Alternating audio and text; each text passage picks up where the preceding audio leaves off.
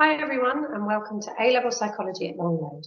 My name's Anna, I'm the course team leader and I'm here to take you through fundamentals of the summer work that we'd like you to complete for us over the next couple of months.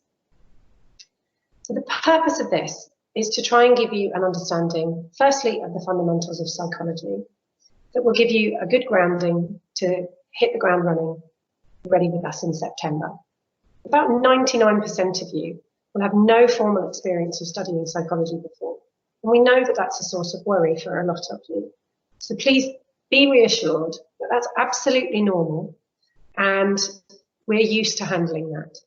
It does mean that your learning curve is going to be quite steep over the next few months, but just bear that in mind and work accordingly.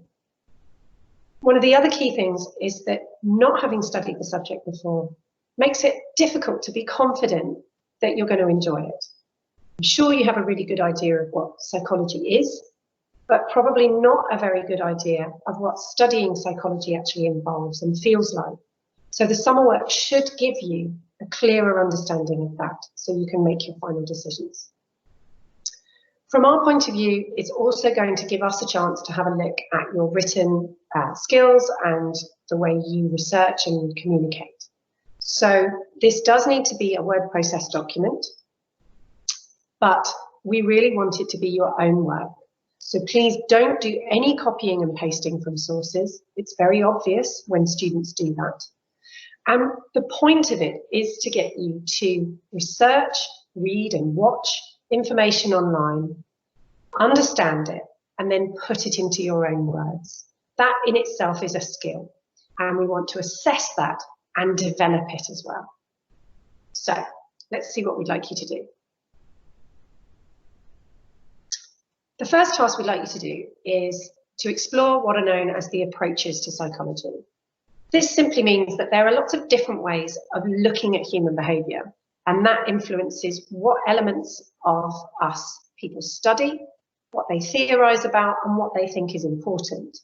So I've given you on your outline sheet a few pointers as to the sorts of things we'd like you to summarise.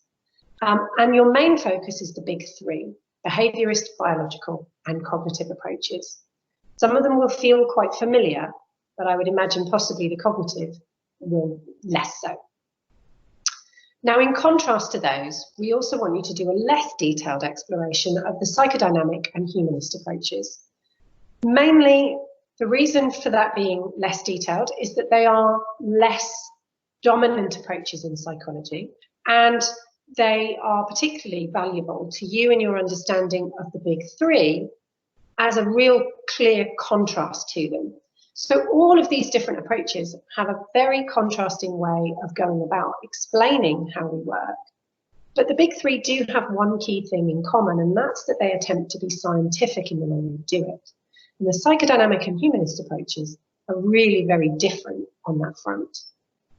And they're really different and really interesting in what they do and how they explain things. So they're really valuable for you to have under your belt when you start the course, to at least have a basic understanding of all five.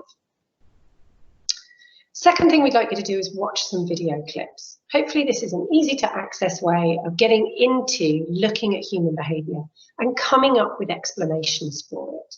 And what we're hoping you can see is that your ideas about how to explain their behaviour are reflected in the approaches, and that you can start to make those connections. They're all quite interesting cases. Some of them are more controversial than others, and there is more than one way to explain several of the behaviours in the collection. The third task, we'd like you to broaden out into this bigger idea of science, which is really dominant in psychology. You'll notice over the last few months, there's been a really strong emphasis of following the science. And we'd like you to understand a little bit more about what that means. So the vast majority of psychological theory and research is attempting to be scientific and using the scientific method. We've given you a few key concepts from it to get you going and to make sure that you're on track, give you the confidence that you're finding all the right things out about it. But we'd like you to start thinking about why science is so valued as a way of learning about stuff, because that is constantly applied to the theory and research that you're going to be looking at over the next couple of years. Finally, we'd like you to have a look at a couple of the methods that we use. So the videos, the cases that you're looking at there, use the case study method, which is a specific method that is appropriate under some circumstances. But the vast majority of research actually uses the experimental method. So we'd like you to explore both and have a go at summarising what you've understood that they involve. And then particularly we'd like you to think about their value. So why is it in those cases in the videos, the case study method was the best way to go about it? And why under other circumstances is the experimental method better? To help you with that, I've provided you with a link to a really good, clear example of an experiment, which is also quite interesting. So that hopefully will help you reflect on that way of doing things. So that's it. That's your 4 key tasks that we want you to complete. Please don't think that you need to present this in the form of an essay. We'd actually really like to see this presented in more imaginative ways, maybe using mind maps or diagrams, maybe a table, for example, for the comparison of the methods. Almost think of this like a set of notes that you'll use as a reference for the first few months on the course. We have provided you with a few other things that you can do if you choose over the summer. So on your summer work outline, I've provided you with lots of links to other things that you could use to get into looking at psychology.